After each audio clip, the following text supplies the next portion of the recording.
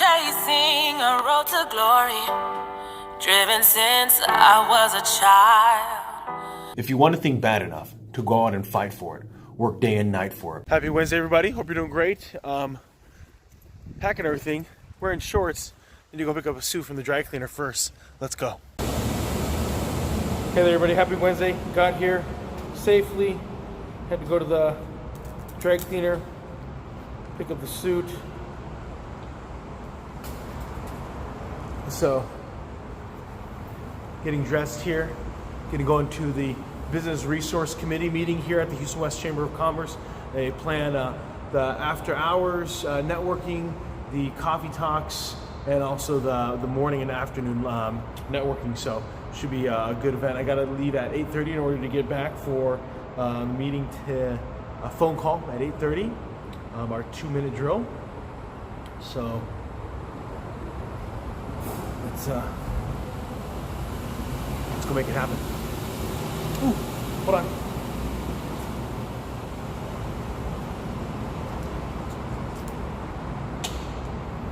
Need to get the jacket on.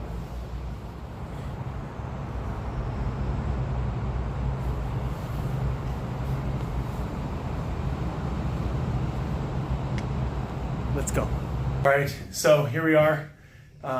After this 8:30 call, and then I know I have a 10 o'clock interview, 11:30 lunch, a 3 o'clock interview, and then a 5 o'clock meeting with one of my agents. So let's keep rolling. Hey there, everybody. Hope you're doing well. So my first interview, unfortunately, they're having some car problems, so I had to reschedule to tomorrow at 10 o'clock. So in that time period, I was able to get some scheduling done and also updating the system, sending out emails, just administrative items. And then was able to then meet one-on-one with Trang, the new hire, talking about our upcoming meeting here at 5 o'clock tonight. And so making sure that she feels comfortable walking through, at the same time making sure that we're prepared for that conversation. And there's a couple items from my meetings yesterday that I needed to shoot out to some people as follow-ups. And then meeting up with the family to have a little bit of yogurt here before heading back to the office. I have a 3 o'clock and then the 5 o'clock with Trang. So let's go make it happen. Sherman's out. Limiting beliefs. Some of the struggles that we have in our lives is we have limiting beliefs based on either the way that our parents have taught us, the way that our friends speak to us, or our association, the group that we rub shoulders with. They have limiting beliefs. So they see the world in a specific way, and unfortunately, it limits the way that we then view the world. So our perception really becomes our reality and how we engage and what we do. If you think about it from the perspective, if a lot of your friends are going to college, you probably have a tendency to then go to college. If a lot of your friends are looking at saving for their future, you probably have a tendency to save for your future. The exact opposite, if you're constantly talking about how sick you are and how things aren't going your way, how things are unfair to you, it's not going to go in the way that you want to. The first section of the Success Principles by Jack Canfield is to no blame, no complain, and start moving your life in the direction that you want to. Sherm's out. All right, driving here at the end of the day, very productive day, worked out really well. After having a little bit of ice cream with the fam at a late kind of lunch, I didn't end up eating lunch, but was able to come back to the office and have a 3 o'clock interview, wants to move forward with coming on board, so that's exciting, looking at the opportunity. And that's really what it comes down to, is you look at your situation. Hey, what do I want to do financially? Is you want to be able to make sure that, hey, I can be the one that takes care of you. Hey, there's my fam. Oh, that's cool. That was my family. They're out for a walk. A lot of times when you're looking for a different career or you're changing things, is you want to look at what do you want to be doing? What are your strengths?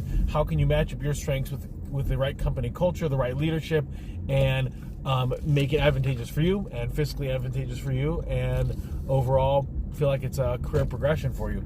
The next was, after that, had a joint meeting with one of our newer agents. And so we find that the best way to be able to help people get off the ground to a fast start is to be able to run appointments with them, to be able to help show them how things can be done, answer any questions that might be done.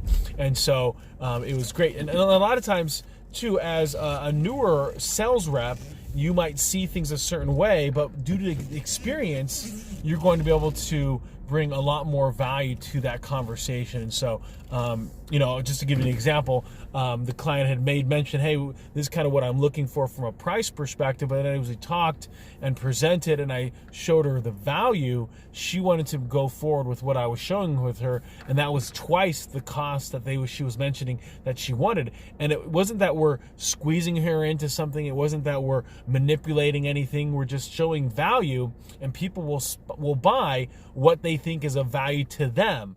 And it's not our place, right? So for example, people enjoy going to the bar for a drink, and they know that they're paying an expensive price for that, and they're willing to pay that price for that. But despite that, them spending that price, they want to be able to make sure that they can have something in return. Sherm's out. All right there, everybody. Sorry, calls came in and got disrupted there. So again, when it comes to aligning your career, focus on your strengths and where you want to take it. I was able to got on a conference call for volunteering my time. I volunteer my time. And so once a week we have a call to be able to just talk about some of the needs of the individuals that we're caring for and we're serving, and seeing what we can do either ourselves or partner with others. So it was a good day today. Felt great. Great third interview. Have someone coming on board in April. Really exciting to get someone to make a sale, especially when they're new. That first one just really can get the momentum going, get them excited, and get them paid as well. And so it's very exciting for her. And so it was a long day though. I mean, left the house before 6:45 or so, and then got there at the office. First I got to my first meeting at 7:45. And then got home around 7:45. So a little, basically a 13-hour day. And so for me, I enjoy the engagement. I enjoy what I do. At the same time, it's still work. It takes me away from my family. And so tomorrow, for flexibility, I'm going to leave work a little bit early because I put in more time. And so probably around, I'm hoping, I'm going to tell the family I'll be home by 4. I'm hoping to leave at around 2 o'clock and spend some time with the fam, especially because the children are on spring break, the boys. All right, let's go.